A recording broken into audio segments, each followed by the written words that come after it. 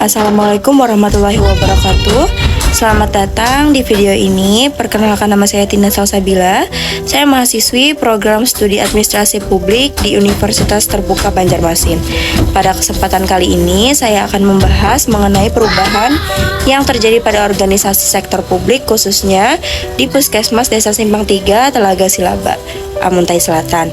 Dalam video ini saya akan mengupas tentang faktor-faktor yang mendorong perubahan, model diagnosis yang cocok, serta model pengelolaan perubahan yang tepat untuk diterapkan. Semoga informasi yang saya bagikan dapat bermanfaat bagi kita semua.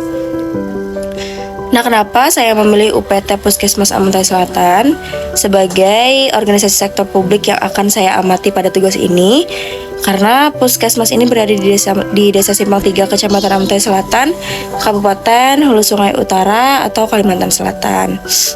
Puskesmas atau Pusat Kesehatan Masyarakat termasuk dalam kategori organisasi sektor publik, dan yang dimana Puskesmas adalah lembaga pelayanan kesehatan yang dikelola langsung oleh pemerintah, baik di tingkat kabupaten atau kota maupun di tingkat provinsi, yang menyediakan layanan kesehatan dasar kepada masyarakat.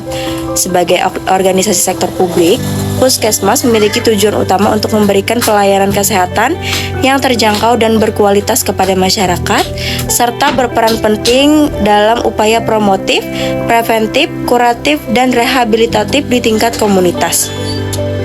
Pembiayaan dan kebijakan operasional Puskesmas sebagian besar berasal dari anggaran pemerintah dan layanan yang diberikan lebih fokus kepada kebutuhan masyarakat secara luas, bukan untuk mencari keuntungan.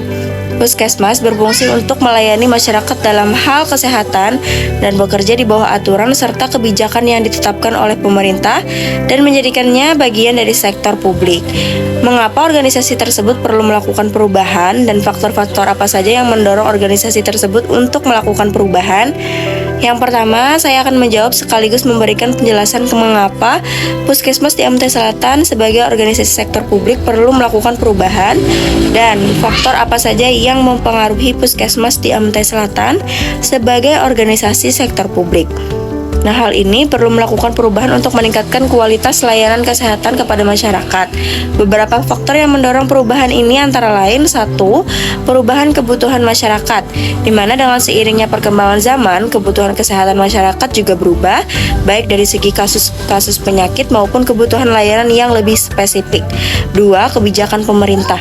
Pemerintah pusat maupun daerah sering memperkenalkan kebijakan baru yang mempengaruhi operasional Puskesmas, seperti pembaruan dalam sistem pelayanan, anggaran, atau teknologi yang digunakan. 3. Kemajuan teknologi. Perkembangan teknologi baik di bidang medis maupun sistem informasi mendorong Puskesmas untuk beradaptasi agar bisa memberikan pelayanan yang lebih efisien dan akurat. 4. Tantangan eksternal. Kejadian luar biasa seperti pandemi atau bencana alam juga memaksa Puskesmas untuk beradaptasi secara cepat agar bisa memberikan pelayanan yang optimal. 5. Tuntutan peningkatan kualitas pelayanan. Masyarakat semakin menuntut pelayanan yang cepat, mudah diakses, dan berkualitas, yang membuat Puskesmas perlu bertransformasi dapat memenuhi harapan tersebut. Dengan memperhatikan faktor-faktor tersebut, perubahan di Puskesmas menjadi salah satu kebutuhan untuk memastikan layanan kesehatan yang lebih baik dan efisiensi bagi masyarakat. 2. Model diagnosis yang mana yang cocok digunakan untuk organisasi tersebut sebagai bahan dasar untuk melakukan perubahan. Model diagnosis yang cocok digunakan adalah oleh Puskesmas di Amuntai Selatan adalah model diagnostik Lewin. Model ini terdiri dari 3 tahap: unfreeze atau mencairkan, di mana organisasi tersebut menyadari perlunya perubahan; change atau perubahan, di mana perubahan dilakukan untuk meningkatkan kinerja; dan refreeze atau membekukan, di mana perubahan tersebut diperkuat dan menjadi bagian dari budaya organisasi. Model ini efektif karena sederhana dan memberikan kerangkaian jelas untuk mengelola perubahan secara sistematis. 3. Model pengelolaan perubahan apa yang paling cocok digunakan?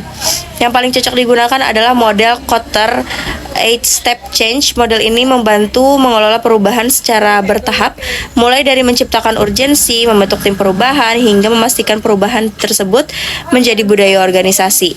Dengan langkah yang sistematis, model ini memudahkan Puskesmas untuk mengimplementasikan perubahan secara efektif. Kesimpulan, Puskesmas di Simpang 3 Telaga Selaba Pantai Selatan perlu melakukan perubahan untuk meningkatkan kualitas layanan kesehatan kepada masyarakat. Perubahan tersebut didorong oleh beberapa faktor dan modal yang cocok untuk mendukung perubahan pada organisasi sektor publik tersebut. Demikianlah pembahasan mengenai perubahan di puskesmas tersebut. Semoga informasi ini memberikan wawasan yang bermanfaat dalam memahami pentingnya perubahan, bagaimana mengelolanya dengan efektif. Terima kasih sudah menyimak video ini. Semoga bermanfaat dan sampai jumpa di video berikutnya. Terima kasih.